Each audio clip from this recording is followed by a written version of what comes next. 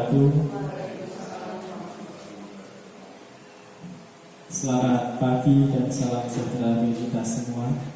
Selamat datang peserta diseminasi budaya positif yang dilaksanakan di SD Negeri Tlogo 1 tahun 2023. Yang terhormat Bapak Kepala SD Negeri Tlogo 1, Bapak Ibu Guru yang saya hormati, serta rekan-rekan Bapak Ibu Guru segugus Kecamatan Tlogo yang saya hormati. Sebelumnya, marilah kita panjatkan puja dan puji syukur kepada Tuhan Yang Maha Esa, karena atas limpahan rahmat taufik daya dan inayahnya sehingga dapat berkumpul di sini dalam keadaan sehat walafiat tanpa suatu apapun yang melintang. Tidak lupa saya ucapkan terima kasih yang sebesar-besarnya Bapak Ibu berkenan untuk hadir di kegiatan ini sebagai bentuk untuk memajukan generasi bangsa. Perkenalkan, saya Budi Aristiawan, asal instansi SD Negeri Tlogo 1, yang pada hari ini mohon izin berkesempatan untuk berbagi praktek baik, yaitu diseminasi budaya positif modul 1.4 calon guru penggerak angkatan 9 dengan fasilitator yaitu Ibu Tri Wuryani yang instansinya berasal dari SMA Negeri 7 Purworejo, dengan pengajar praktik yaitu Ibu Indri Fitriani, unit kerja SD Negeri Pom Gading, Kecamatan Gembong.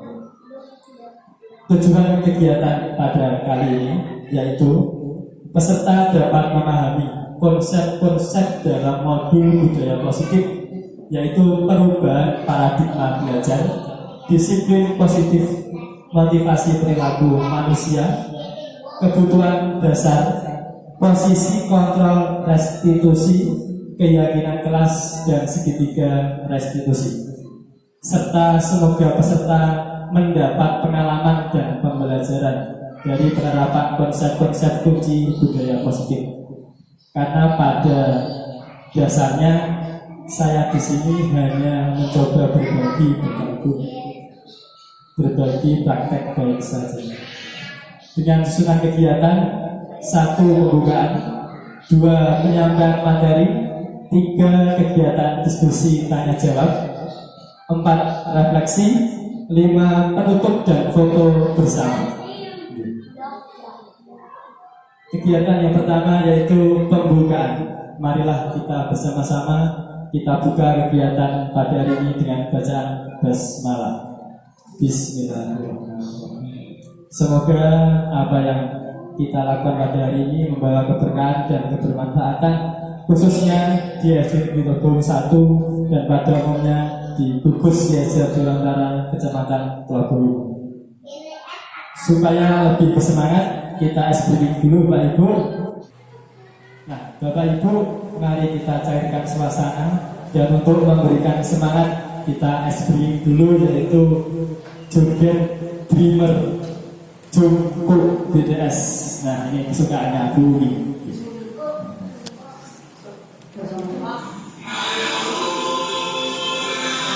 Yes, semangat Pak Ibu. Mau berdiri atau duduk? Dulu dah.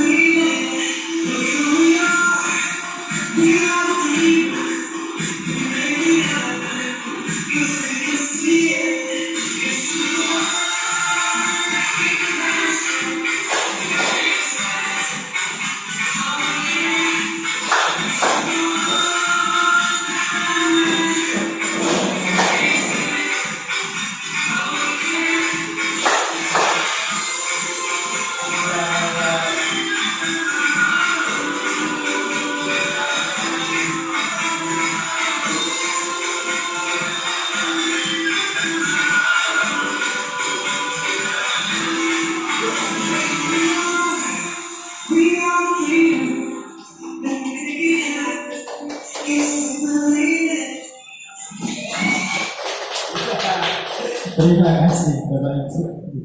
Itulah sedikit speaking, semoga lebih bersemangat untuk mengikuti kegiatan pada siang hari ini. Selanjutnya izinkan saya mengingatkan kembali mengenai tujuan pendidikan Indonesia. Ki Hajar Dewantara menjelaskan bahwa tujuan pendidikan yaitu menuntun segala kodrat yang ada pada anak-anak agar mereka dapat mencapai keselamatan dan kebahagiaan yang setinggi-tingginya, baik sebagai insan manusia maupun sebagai anggota di masyarakat. Dalam menuntun laku, perbuatan, dan pertumbuhan kodrat anak, KHD Ki Hajar Dewantara mengibaratkan peran pendidik seperti seorang petani atau tukang kebun, sedangkan anak-anak itu seperti biji tumbuhan yang disemai dan ditanam oleh Pak Tani atau tukang kebun di lahan yang telah disediakan. Jadi sebagaimanapun bijinya, mari Bapak Ibu kita berperan sebagai fasilitator untuk menggali bakat dan minat anak sesuai dengan kodrat anak masing-masing, sesuai kodrat zaman. Dan hal ini berkaitan dengan budaya positif yang akan kita bahas pada hari ini, yaitu nilai-nilai kebajikan universal yang disepakati dan menjadi kebiasaan bersama yang akan dilakukan dalam waktu yang lama. Kalau saya kira Bapak Ibu SD Negeri Tegal 1 sudah melakukan budaya positif dan sudah terlaksana. Namun halnya mungkin karena sedang belajar, sedang pendidikan, maka kita perlu mengingat kembali agar lebih maju lagi. Konsep inti dari budaya positif yang pertama yaitu disiplin positif dan nilai-nilai kebajikan universal.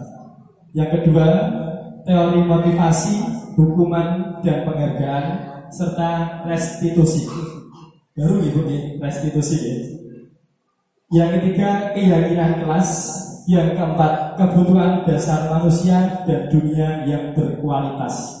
Yang kelima, restitusi dengan 5 posisi kontrol kita sebagai seorang guru. Yang keenam yaitu restitusi dengan segitiga restitusi, cara kita menyelesaikan permasalahan yang ada pada anak-anak. Kita masuk yang pertama, yaitu disiplin positif dan nilai-nilai kebajikan universal. Nah, Bapak Ibu silakan boleh berpasangan. Ini ada kegiatan yaitu satu, Anda dan teman Anda akan melakukan kegiatan. Cobalah buka, nama kegiatannya cobalah buka. Anda adalah A, sinten yang A. Kadosnya ini jangkep Bu. Nah, Pak Eko monggo depan disampingnya Pak Tri.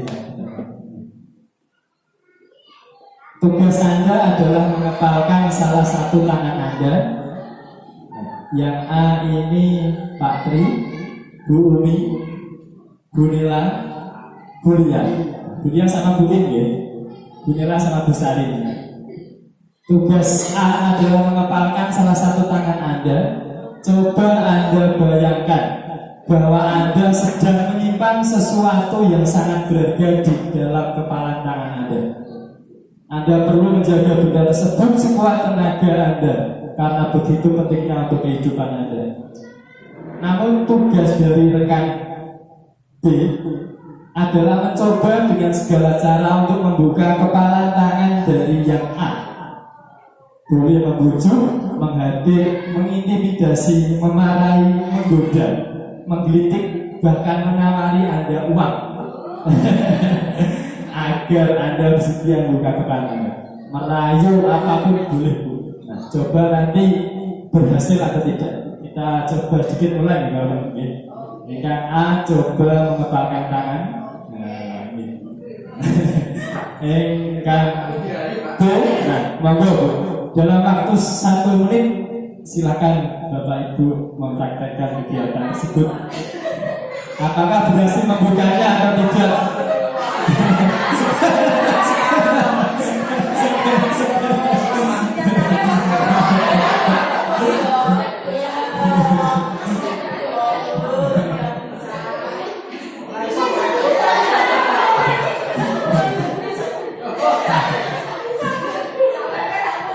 Nah, ada yang menyamar uang, ada yang mengkritik.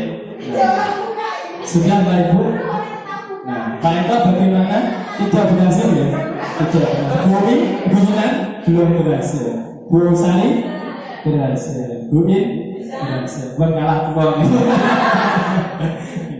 Nah, intisari dari kegiatan yang kita praktekkan baru saja, Bapak Ibu, ini adalah menyangkut tentang teori kontrol yang disampaikan oleh Dr. William Glasser mengenai ilusi kontrol, bahwa ilusi guru mengontrol murid.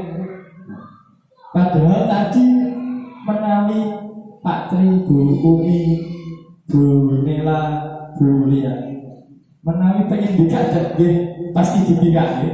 Nah, tapi mempertahankan sesuatu yang di dalam kemerantangan. Dan yang B enggak dadak nanti berujung itik-itik merayu. Nah, karena ingin mendapatkan sesuatu, itu merupakan ilusi guru mengontrol murid. Ilusi bahwa semua penguatan positif itu efektif dan bermanfaat. Bahwa kritik dan membuat orang merasa bersalah dapat menguatkan karakter. Bahwa orang dewasa memilih ini masih terakhir orang dewasa memilih hak untuk memaksa. Nah, ini sudah pas semua ya Bapak Ibu. Yang pada intinya maknanya itu adalah murid sendiri yang harus mengontrol dirinya dengan lantaran menuntut tuntunan dari guru. Bahwa penguatan positif itu harusnya memang efektif dan bermanfaat. Nah, maka itu menjadi teori ilusi kontrol dari Dr. William Glasser. Siapa sesungguhnya yang memiliki kontrol? Sinten-sinten Bapak Ibu. Pastinya diri kita sendiri. Anak harus menyadari bagaimana kontrol pengawasan perbuatan yang ia lakukan sendiri. Tidak harus menunggu selalu diingatkan dan mendapatkan peringatan dari Bapak Ibu guru. Maka anak perlu menyadari adanya disiplin positif yang ada dalam dirinya, yang merupakan cara untuk menerapkan disiplin dengan tujuan agar menumbuhkan kesadaran serta memberdayakan peserta didik tanpa imbalan. Walaupun disaran 10.000 dibuat sertifikat tanpa imbalan, tanpa ancaman. Ayo Mbak ya, aku nggak buka atau juga tanpa hukuman. Jadi anak dengan secara sadar dan memiliki daya upaya melakukan apa yang menjadi kebutuhannya dan tugasnya. Sebagai pendidik, tentunya tujuan kita adalah mewujudkan peserta didik yang memiliki disiplin diri, sehingga mereka berperilaku mengacu kepada nilai-nilai kebajikan universal dan memiliki motivasi intrinsik untuk dapat mengubah perilaku ke arah yang lebih baik. Adapun nilai-nilai dari kebajikan itu dapat disepakati bersama. Ini nanti merujuk kepada keyakinan kelas. Dr. William Glasser menyatakan bahwa setiap perbuatan pasti mempunyai tujuan. kados ngeten iki dilampahi nggih wonten tujuan. Supaya satu berlatih, dua berbagi, tiga nggih kalih memenuhi tugas. Sedangkan dia dosen mengemukakan bahwa nilai kebajikan seseorang, maka motivasi sesungguhnya harus dibangun dari dalam dirinya, sehingga menggerakkan motivasi dari dalam untuk mencapai tujuan mulia yang diinginkan berupa tindakan dan perbuatan. Berikut adalah contoh-contoh nilai-nilai kebajikan dari institusi atau organisasi.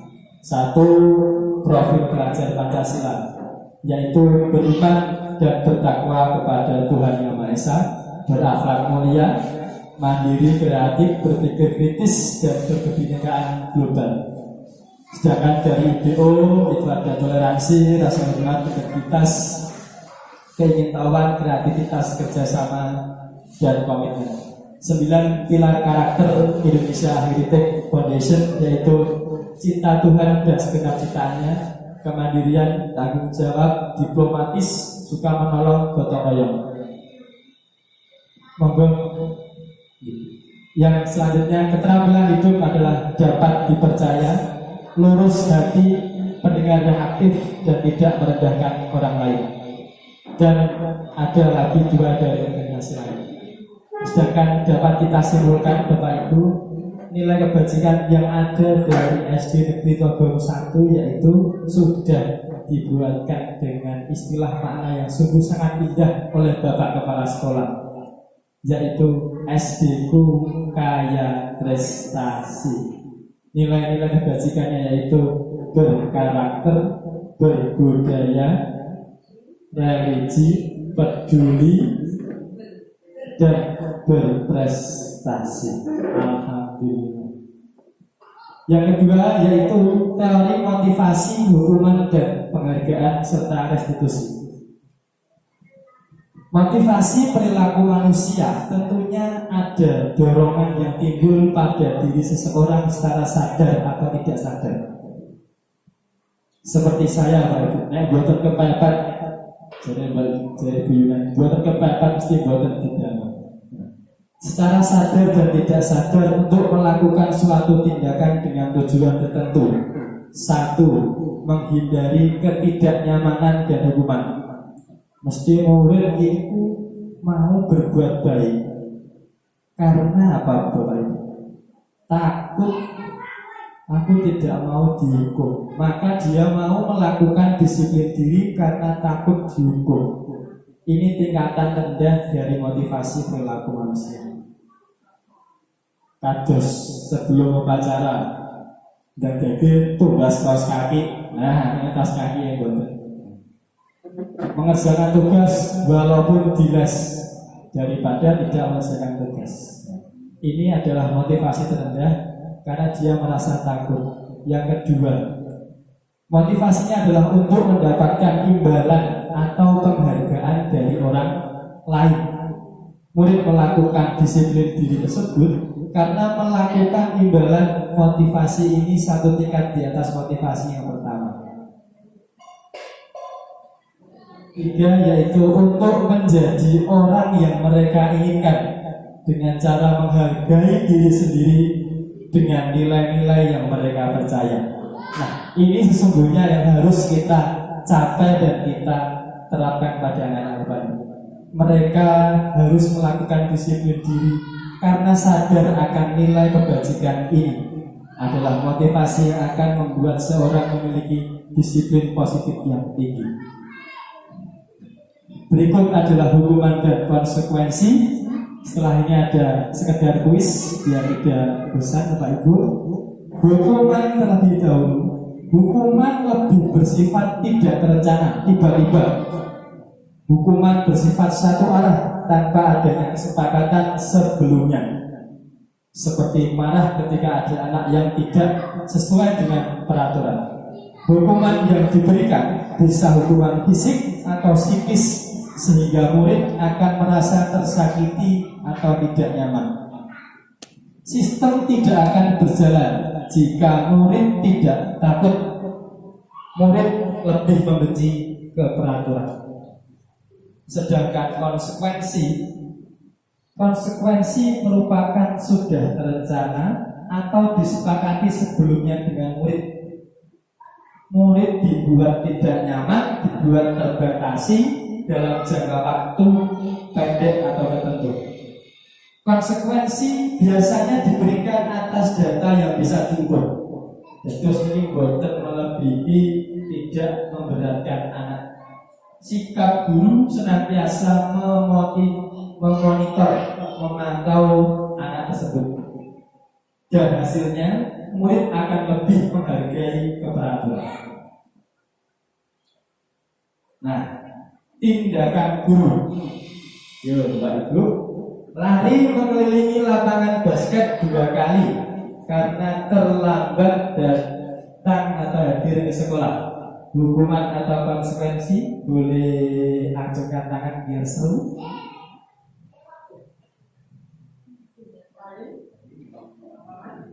Nanti kesannya buatan keluar terus. Ini berarti itu guru yang mana sama murid yang pulang? Murid Bu, murid. Tindakan guru jika meminta murid lari mengelilingi lapangan basket 2 kali karena terlambat. Hukuman. Kita di sekolah. Hukuman. Nah, kita koreksi bersama. Betul, hukuman 120.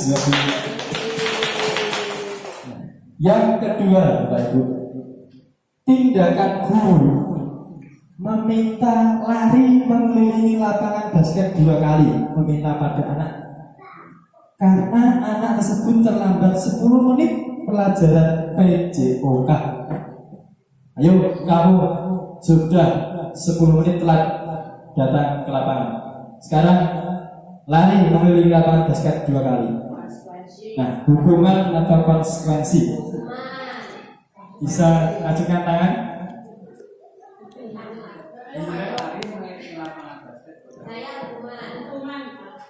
Hukuman, ini konsekuensi.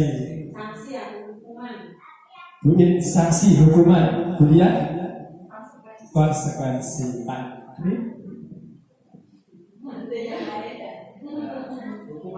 hukuman.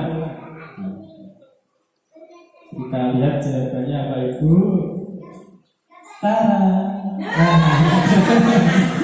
Yaitu konsekuensi. Karena ada kata-kata terlambat 10 menit yang merupakan sudah diyakini dan sudah menjadikan itu suatu keyakinan kesepakatan. Lagi Pak Ibu, semangat. Anak diminta menggantikan kertas tugas teman yang telah dicoret-coret. Hukuman atau konsekuensi? Bu Nila, Bu Sari, Pak Bumi,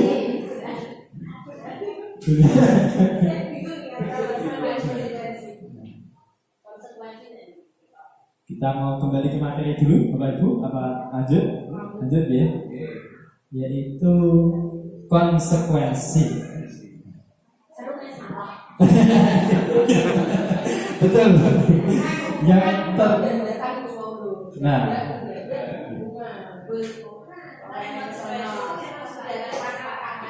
menggantikan kertas tugas teman yang telah dicoret-coret. Bisa konsekuensi. Ini merupakan konsekuensi karena di dalam lingkungan pembelajaran dalam kelas sudah diberikan keyakinan kelas dan menggantikan kertas. Karena ini bukan berupa perbuatan yang meminta anak secara tidak langsung, otomatis sudah secara sadar dan tidak tiba-tiba. Jika ada maka ini tidak sudah terencana Pak. Sudah terencana. Hukuman itu tiba-tiba. Yang terakhir,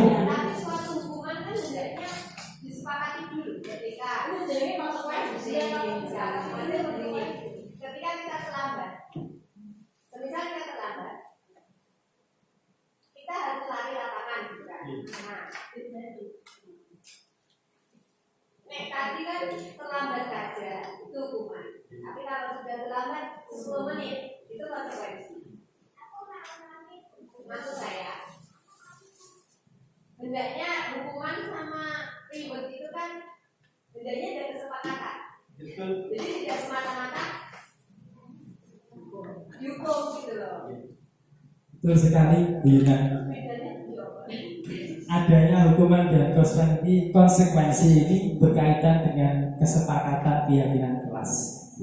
Jika itu tadi berkaitan dengan kesepakatan dengan keyakinan kelas, itu lebih ke konsekuensi.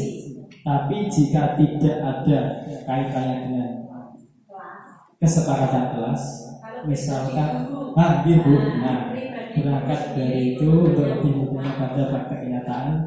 Misalkan kalau ada anak tidak memakai sepatu hitam, di dalam kesepakatan kelas kan tidak ada yang ini. Anak terus diminta lepas sepatumu, tidak usah pakai sepatu seharian. Nah itu hukuman. Tetapi, nah betul gitu.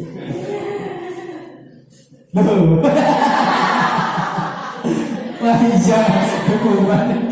Nah ini berarti hukuman nih. Betul sekali. Nah itulah perbedaan dari hukuman dan konsekuensi yang baru. Ini sama persis seperti pendidikan yang saya terima Bapak Ibu. Jadi ini saya bisa mengeluarkan sama persis. Yang selanjutnya yaitu penghargaan. Penghargaan ini ada pengaruh jangka pendek dan jangka panjang. Jika kita menggunakan penghargaan lagi dan lagi, maka siswa akan bergantung pada penghargaan. Ada Bapak Ibu yang pernah memberikan reward di sini dalam kelas? Berupa apa biasanya Bu? Aplaus, tepuk tangan, jempol, pujian, hebat, bagus, karena tesnya dapat 100. alhamdulillah, sungguh luar biasa. Soalnya kesepakatan kelas nanti yang dapat 100 nggak cuma dibagi, dikasih uang gitu. Nah, bintang, aplaus, jempol, hebat, itulah penghargaan yang sebenarnya penghargaan, karena tidak berjangka baik pendek dan panjang dan tidak merusak hubungan. Ketika saya dulu pernah memberikan penghargaan berupa uang 500 atau 1000, ternyata tidak diberi itu ditanyakan kembali. Jadi akan merusak hubungan dan penghargaannya akan mengurangi ketepatan dalam perbuatan yang akan dilakukan. Lebih bagus kalau di dalam kelas itu pakai motivasi ucapan. Kalau pintar, bagus, nah seperti itu. Betul sekali Bu. Kemarin jangan apa Mas namanya? Jangan pelit-pelit memberikan jempol tangan. jangan materi ya Pak ya. Jangan berkaitan dengan materi. Karena materi bisa hilang seketika. Motivasi pendek ya hubungan dengan pakai materi. Tanpa ragumu orang sebelah. Jangka pendek. Betul sekali. Kemarin yang diminta memang harus jempol, senyum, hebat dan tepuk tangan. Lebih-lebih menepuk bahu. Nah, gitu. Betul sekali.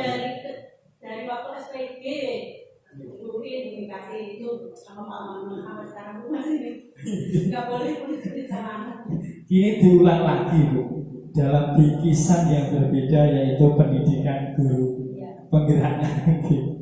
Dan yang terakhir, penghargaan jangan sampai menurunkan kualitas dari anak.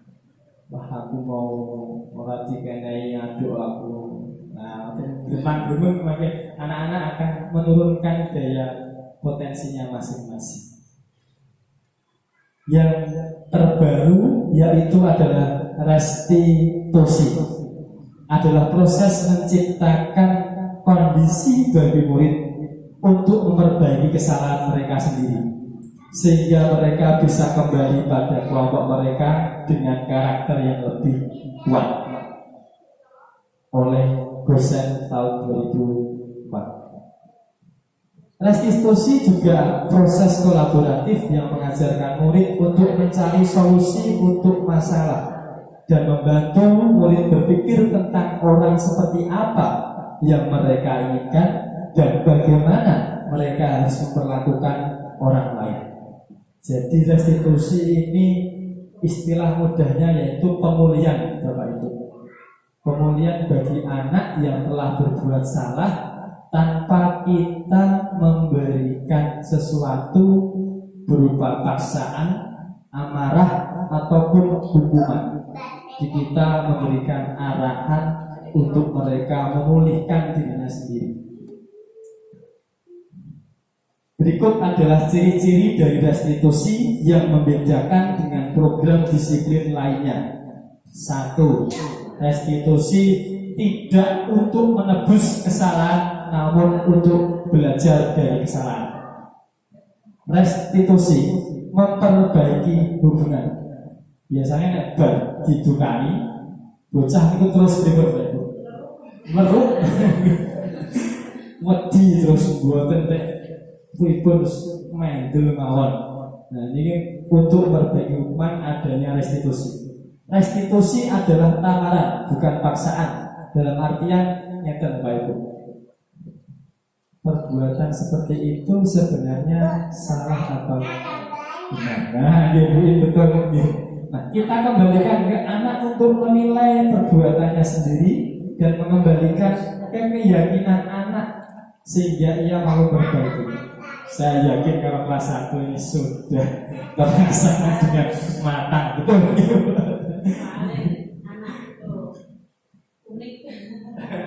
Unik, istimewa dan berbeda. Selanjutnya restitusi yaitu menuntun untuk melihat ke dalam diri. Restitusi bertujuan untuk mencari kebutuhan dasar yang mendasari suatu tindakan. Restitusi diri adalah cara yang paling baik. Nanti di akhir saya berusaha mengambilkan contoh hasil restitusi ini. Restitusi fokus pada karakter, bukan pada tindakan. Jadi berupa perbuatan kesalahan apapun yang telah dilakukan anak, maka tujuan kita adalah mengubah karakter menjadi lebih baik. Yang keempat, restitusi bersifat menguatkan. Restitusi fokus pada satu, yaitu solusi. Dan restitusi mengembalikan murid yang berbuat salah tetap berada pada kelompoknya.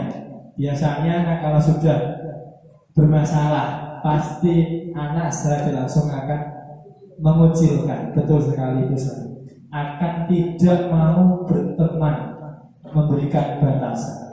Dengan adanya restitusi, maka mampu mengembalikan murid yang berbuat salah tetap berada pada kelompoknya. Yang ketiga, ini Bu Yunan, keyakinan kelas. Mengapa keyakinan kelas? Mengapa tidak peraturan kelas saja? Jawablah pertanyaan-pertanyaan berikut. Mengapa kita memiliki peraturan tentang penggunaan helm pada saat mengendarai kendaraan roda 2 atau motor? Keselamatan gitu. Saya dulu menjawab disiplin. Kemungkinan betul sekali jawaban Bapak Ibu adalah untuk keselamatan. Namun jika ada pertanyaan, mengapa kita memiliki peraturan tentang penggunaan masker dan mencuci tangan setiap saat? Kesehatan. Nah, ini merupakan keyakinan, bukan sebuah peraturan.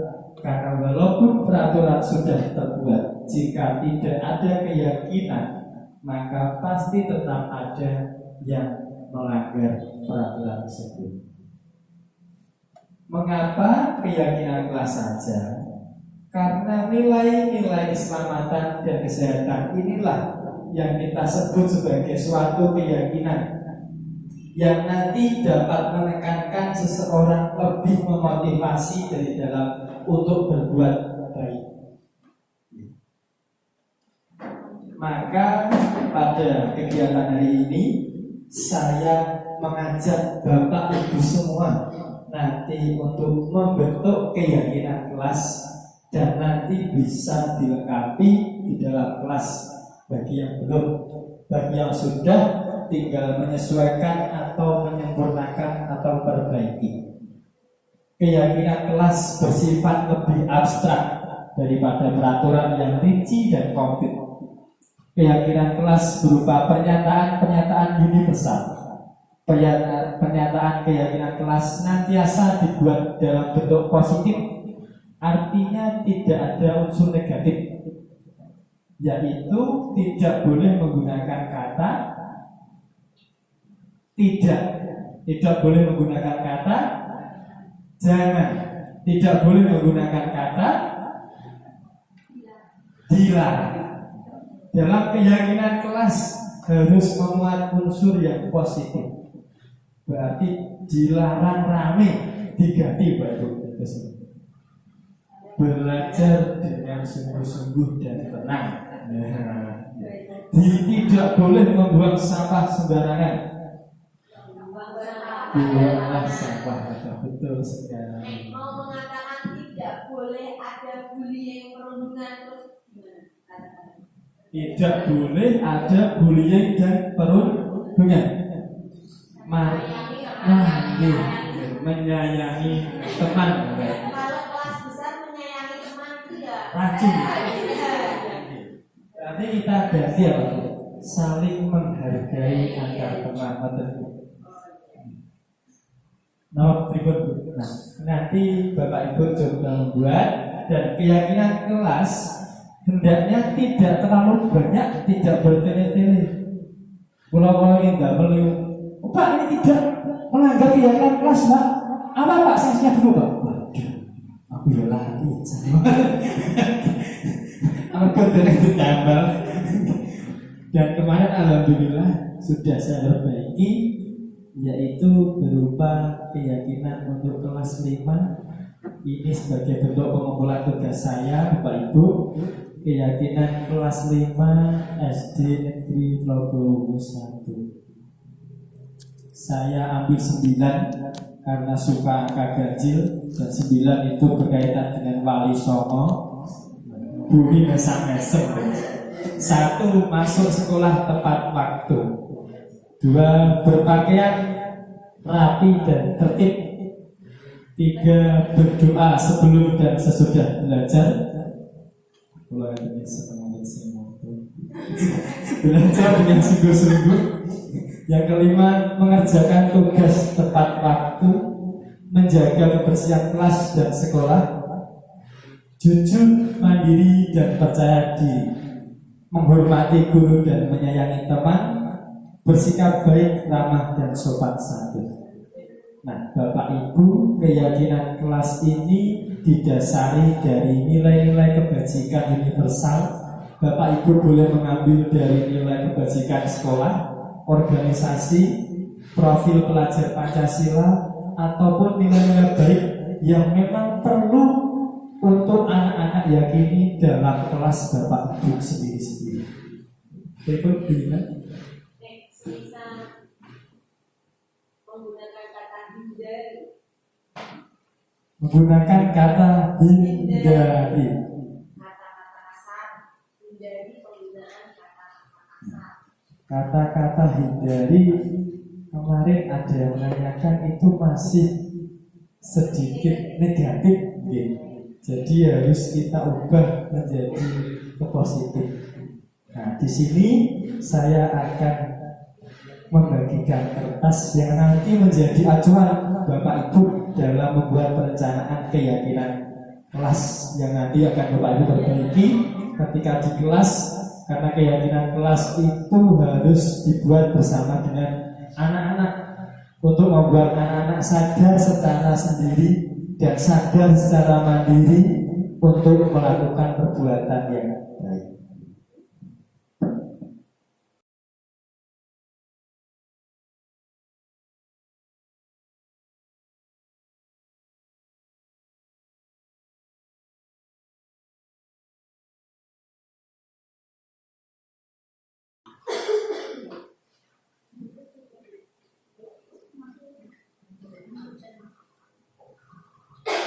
keyakinan kelas ini tidak banyak Bapak Ibu, 3, 5, 4 boleh. Fokus Bapak Ibu yang harus diyakini seperti apa yang anak-anak nanti Ibu inginkan Ibu gambarkan. Boleh menggunakan profil pelajar Pancasila ataupun nilai-nilai kebajikan yang lain.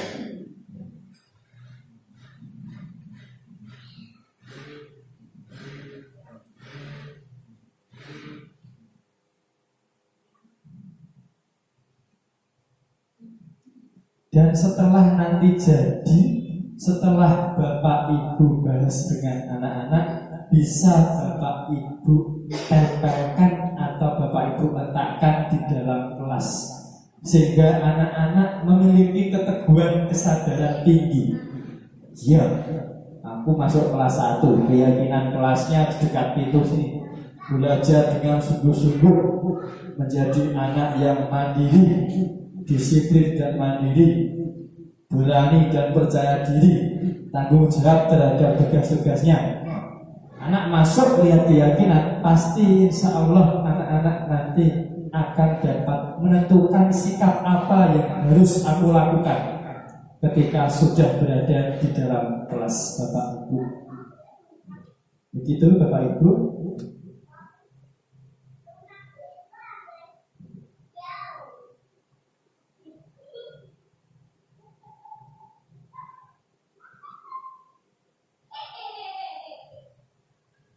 Dan harapannya semua warga kelas dapat menerapkan keyakinan kelas yang telah disepakati. Keyakinan kelas yang Bapak Ibu buat bukan merupakan final.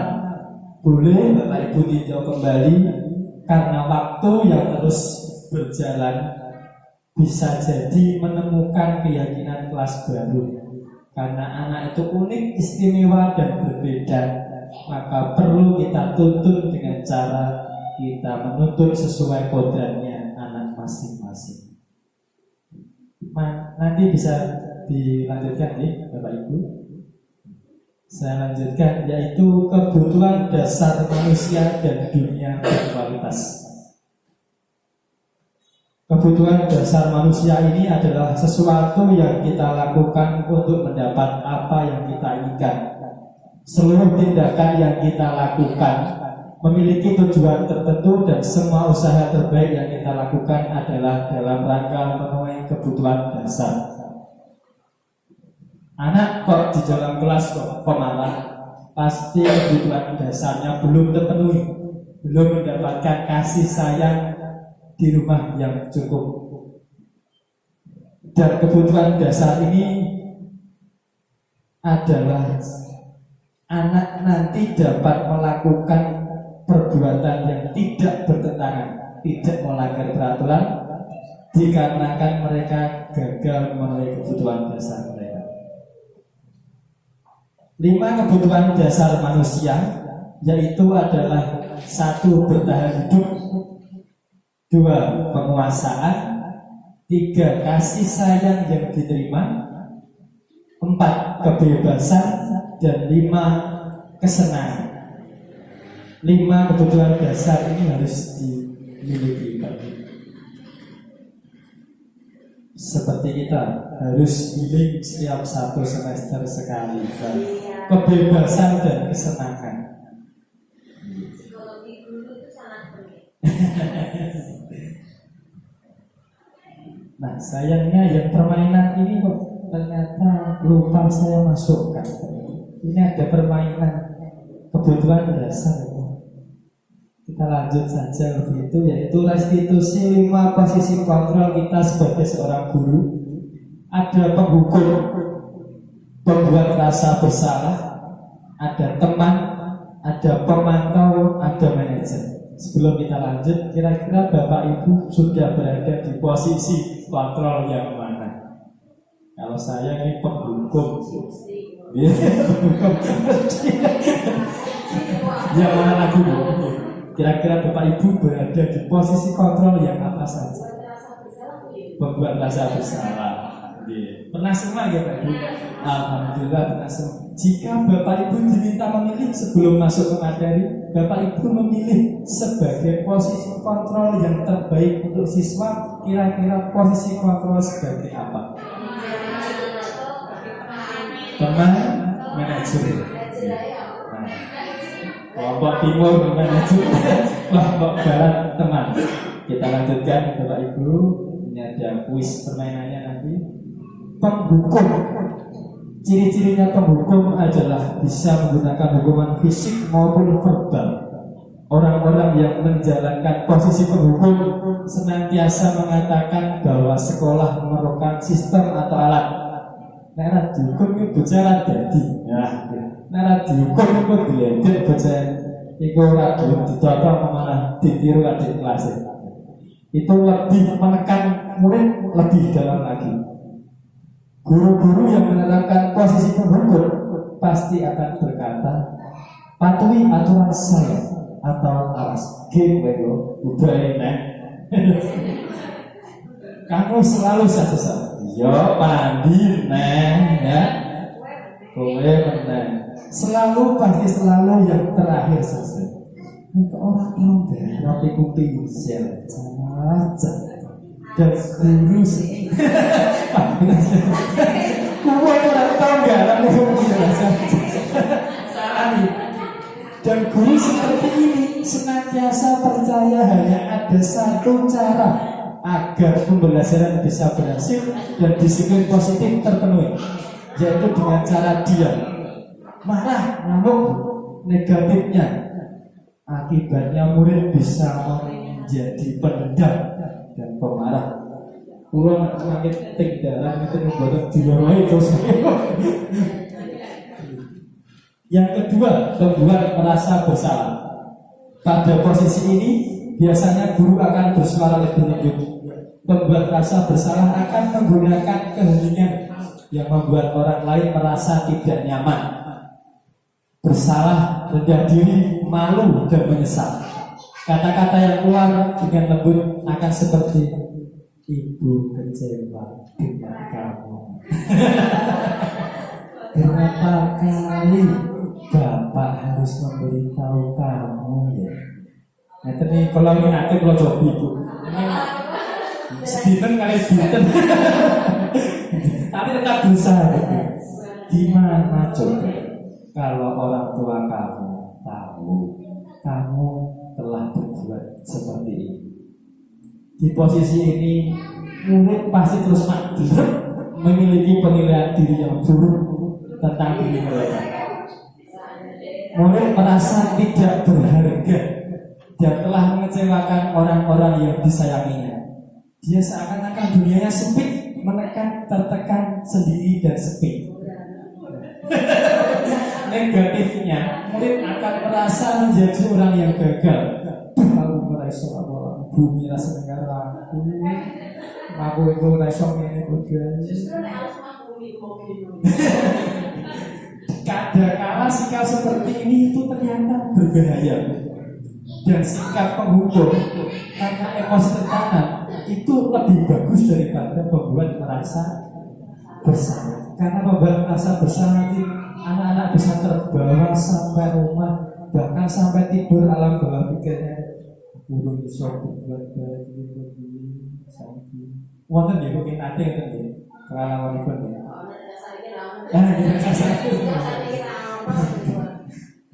Selanjutnya yaitu guru sebagai teman yang dipilih oleh kelompok barat. Guru pada posisi ini tidak akan menyakiti murid. Fair gitu. Guru akan tetap berupaya mengontrol murid dengan cara persuasi, dengan cara ajakan, dengan cara merangkul untuk berbuat baik. Teman pada guru bisa negatif atau positif. Mohon maaf Bapak Ibu. Positif di sini hubungannya baik dengan murid, tapi negatifnya yaitu mereka akan merasa tidak ada batas antara guru dan hanya ada humor atau canda saja. Mereka akan berkata kepada muridnya, ayolah nak, bantulah demi bapak, us berarti ya. Itu kok sama bos maju aku. Aku bingung lantur ya. Aku gomal latihan nulis cerkak yang ini. Ini saya kemarin berubah menjadi temanku. Yang kedua, ayo ingat tidak bantuan Bapak selama ini. Oh iya, gue nih orang tak larai itu sopo, saya ngambil larai gue. Oh, jajaran kono. Orang bisa. Ya sudah, kali ini tidak apa-apa. Nanti ibu bantu bereskan. Nanti bapak yang menyelesaikan. Ternyata hal negatif dari posisi guru sebagai teman ini, suatu saat guru tersebut tidak akan dapat membantu, maka murid akan kecewa dan mereka dalam hati akan berkata, saya pikir bapak atau ibu bisa seperti ini atau bisa seperti yang saya harapkan sebagai teman. Murid merasa kecewa dan tidak mau berusaha kembali. Yang timbul hanyalah ajakan dari guru tersebut dan tidak untuk guru lainnya. Wah benar itu, tidak untuk guru lainnya. Nah dari guru asal dulu buruk itu. Murid akan tergantung pada guru tersebut. Yang keempat adalah pemantau. Posisi pemantau berdasarkan pada peraturan dan konsekuensi dengan menggunakan sanksi hukuman dapat memisahkan hubungan pribadi. Biasanya berkata, peraturannya apa? Apa yang telah kamu lakukan? Yo, nah ini dukung apa? Jalur apa? Dukung. Seorang pemantau sangat mengandalkan penghitungan catatan data. Spektro ini di bulan ini. Maka dia benar-benar akan memposisikan sebagai pemantau kepada anak. Dan posisi ini dapat menggunakan catatan, stiker, cek, ataupun angket survei. Posisi pemantau sendiri berawal dari stimulus respon yang menunjukkan tanggung jawab guru untuk memantau murid. Yang terakhir adalah manajer. Posisi di mana guru berbuat bersama dengan murid, mempersilahkan murid mempertanggungjawabkan perilakunya, mendukung murid agar dapat menemukan solusi atas permasalahannya sendiri. Nah, ini posisi manajer itu menginginkan murid menjadi manusia yang merdeka, mandiri dan bertanggung jawab. Maka kita perlu mengacu kepada restitusi dengan cara menjadikan kita posisi manajer. Jadi yang paling baik sementara yaitu posisi guru sebagai manajer. Tapi ini posisi yang paling sulit buat kita. Tapi kita sebagai guru pasti selalu berusaha. Nah, bermain kembali Pak Ibu.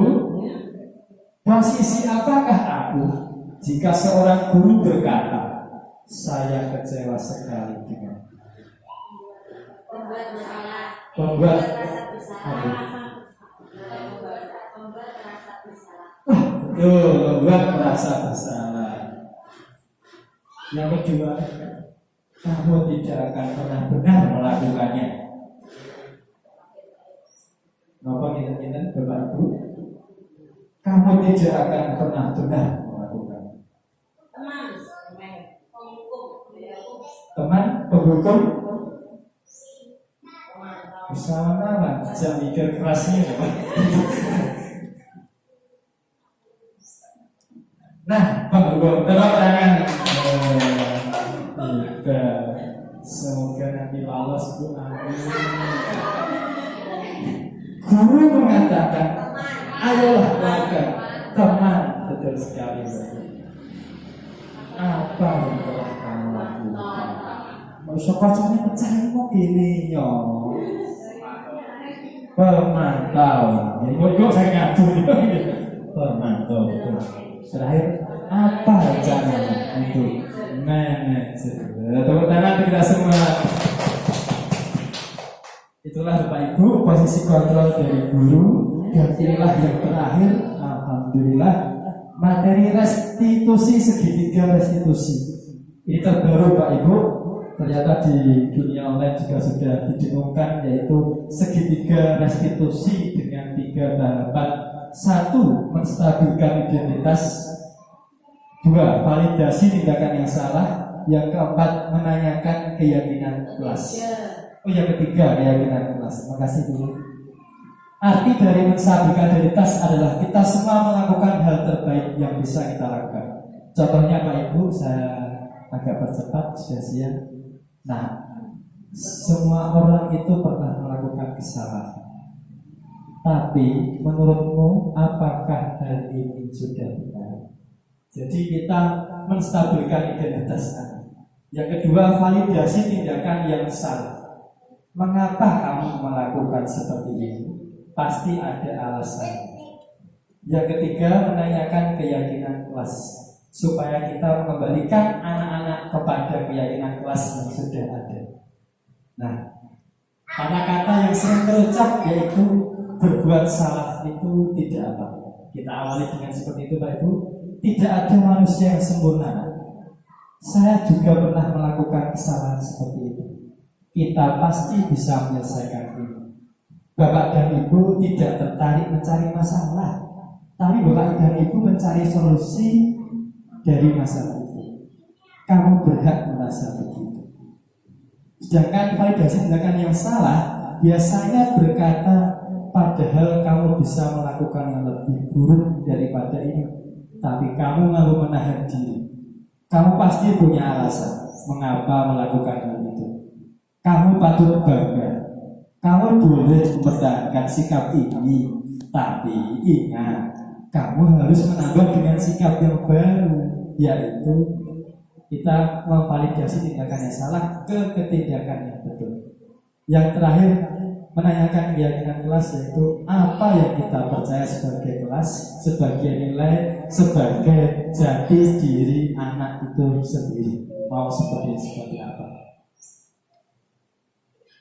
Nah, ini contoh kasus yang pertama, yaitu kasus satu, yaitu Novia marah karena tugasnya sering dicontek oleh temannya dan dia tidak dapat menahan emosinya. Berikut adalah skenario yang saya buat untuk menyelesaikan permasalahannya.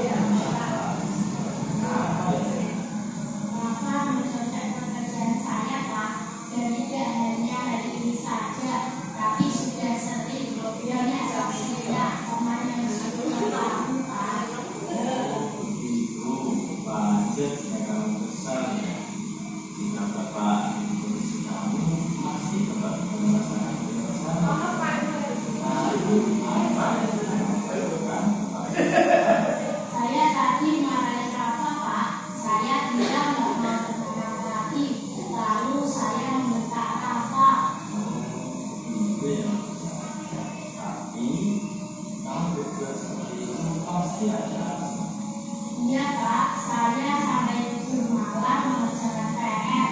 Saya capek mengerjakan, tapi Raka hanya mencontek, tidak mau berusaha berpikir mengerjakan sendiri.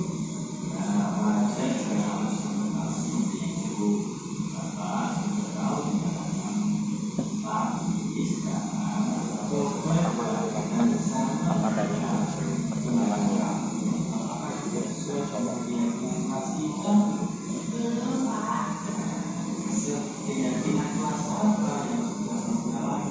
Saling menyayangi dan menghargai perkataan teman.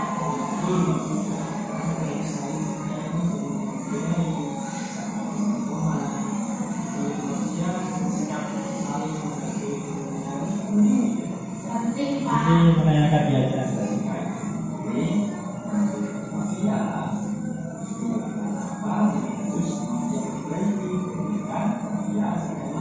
Tetap sadar dan menahan amarah. Jika ada yang mencontek, sebaiknya melapor kepada wali kelas.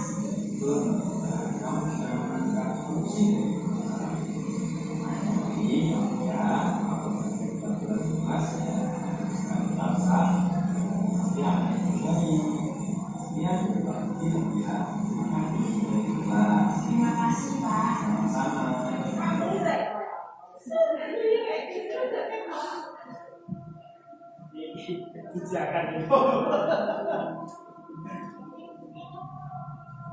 Itulah Bapak Ibu contoh skenario restitusi, yaitu pemulihan kesalahan anak. Dan ada kasus yang kedua, yaitu kemarin kasusnya Nawa terlambat datang ke sekolah sehingga kurang konsentrasi dan ketinggalan pelajaran.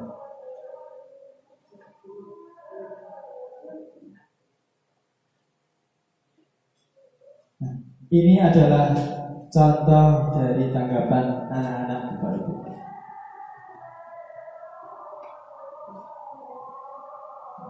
Sudah sampai akhir, yaitu pada refleksi.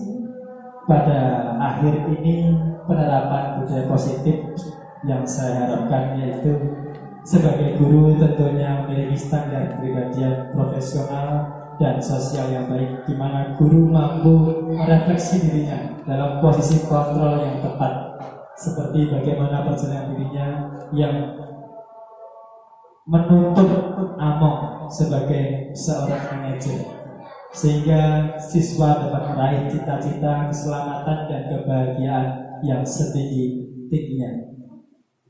Harapannya rencana perbaikan implementasi selanjutnya, yaitu saya harapkan saya dapat berkolaborasi dengan Bapak Ibu semua dalam menyamakan persepsi untuk menuntun murid-murid yang menjadi manusia yang berkarakter, berbudaya, peduli, religi, dan unggul berprestasi sesuai dengan nilai kebajikan SD Negeri Rogomu 1 dan sesuai dengan visi misi dari SD Negeri Rogomu 1. Itulah kesimpulan diseminasi budaya positif yang telah saya sampaikan Bapak Ibu.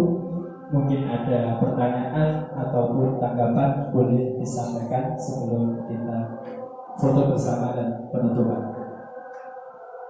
Cukup nih Bapak Ibu?